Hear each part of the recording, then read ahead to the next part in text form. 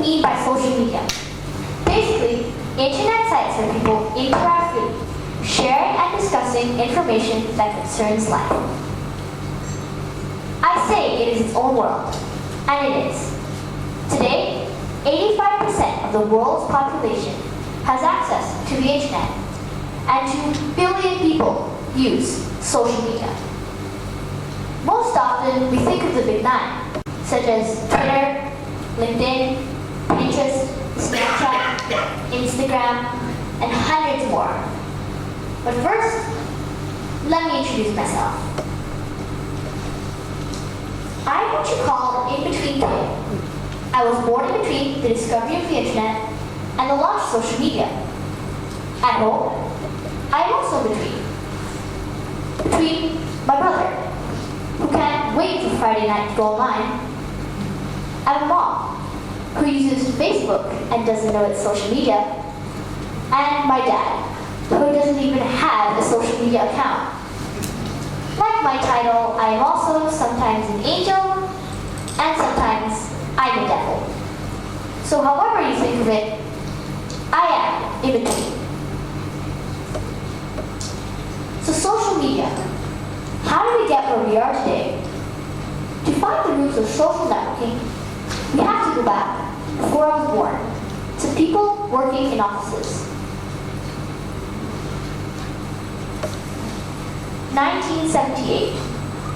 2 American hobbyists invented a bulletin board system to inform friends of meetings and share information. 1989. European Organization for Nuclear Research was working on what would become the World Wide Web. But internet and social media is only half of the story. Back in 1994, a telephone company was developing something called the Simon. The Simon was the first cellular device that we could call a smartphone. It could make phone calls, faxes, emails, and other apps like address book, calendar, calculator, world clock, and notepad. Simon sold 50,000 units. In 2003, the first social media giant, MySpace, was launched. Then, in the next few years, came Facebook, Twitter, Pinterest, and the latest major site, Google Plus, in 2011. While this was happening, in 2007, Apple released the original iPhone. Suddenly, the worlds of internet, portable devices, and social media came together as one. Everything was mobile. People could do things while moving around. This technology changed the way we interact. Social media is like a non-stop bullet train. But are we seeing what's happening outside the windows? So where are we now?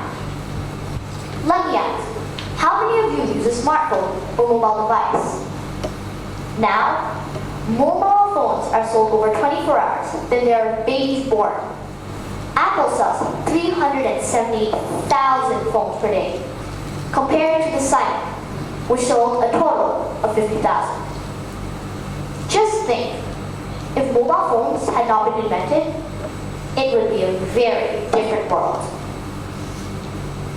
The social web is a modern version of Alice in Wonderland, where we're following not one, but many rabbits down hundreds of rabbit holes.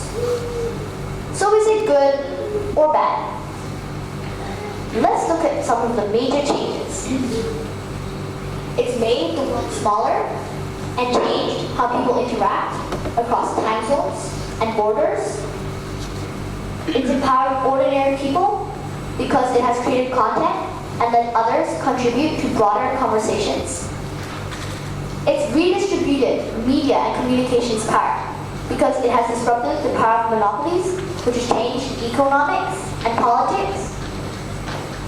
And it's created intimacy by letting us keep in touch with people more frequently and intimacy we wouldn't usually have access to. But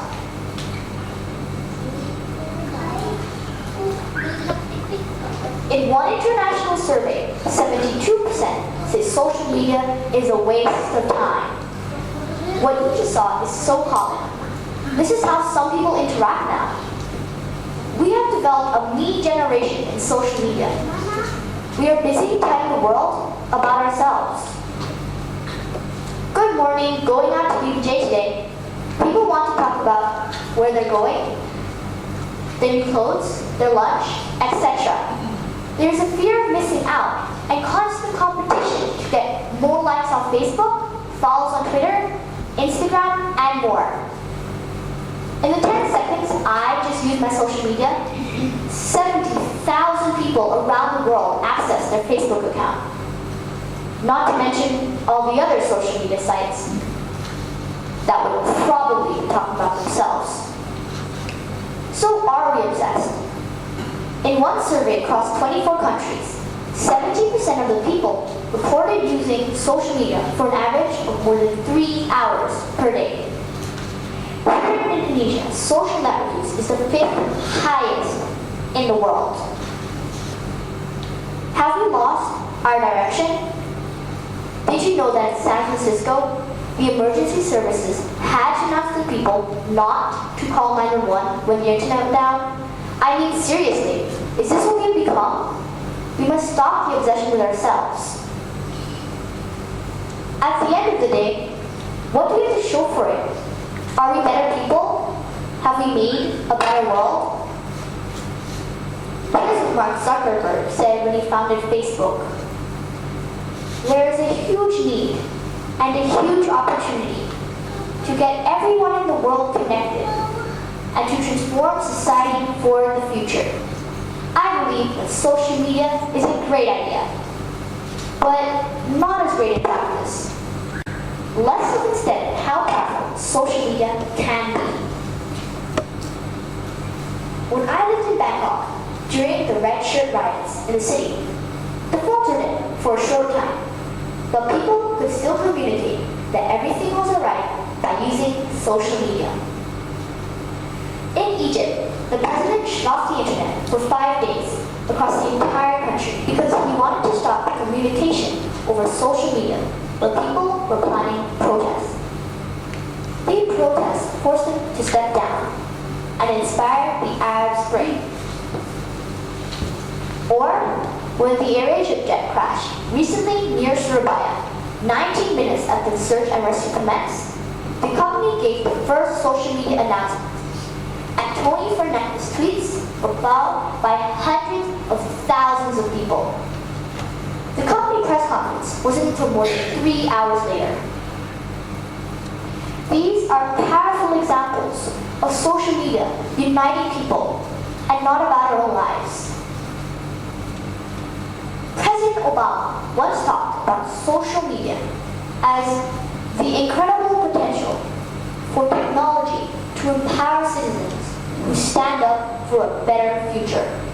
He didn't talk about going shopping or what his kids were wearing. So where do we go from here?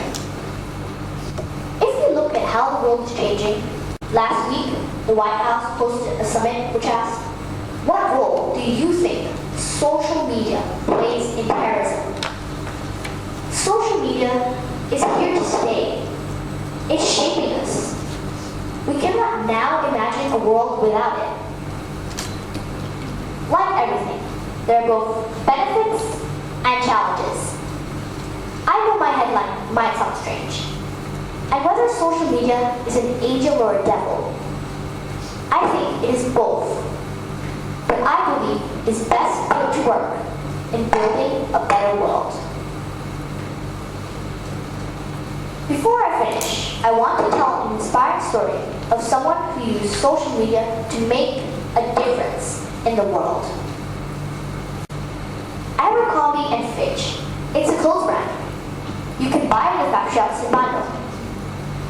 Benjamin O'Keefe was annoyed by the brand CEO who made a controversial remark saying that the brand only targeted cool kids.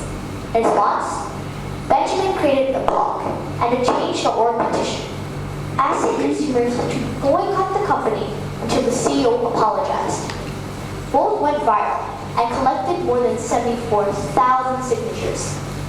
This caught the attention of the company, who met with him to make future changes they planned on making. Isn't that inspiring? He was an 18-year-old boy who wasn't cool. Last month, the Australian Prime Minister called social media digital graffiti, and that graffiti should be ignored. But here's what I think. Graffiti is real life, and social media is like a bridge of graffiti between cultures, communities, places, and people. So in conclusion, my question to you is how can we all use social media as a bridge to make a better world and not about our own lives?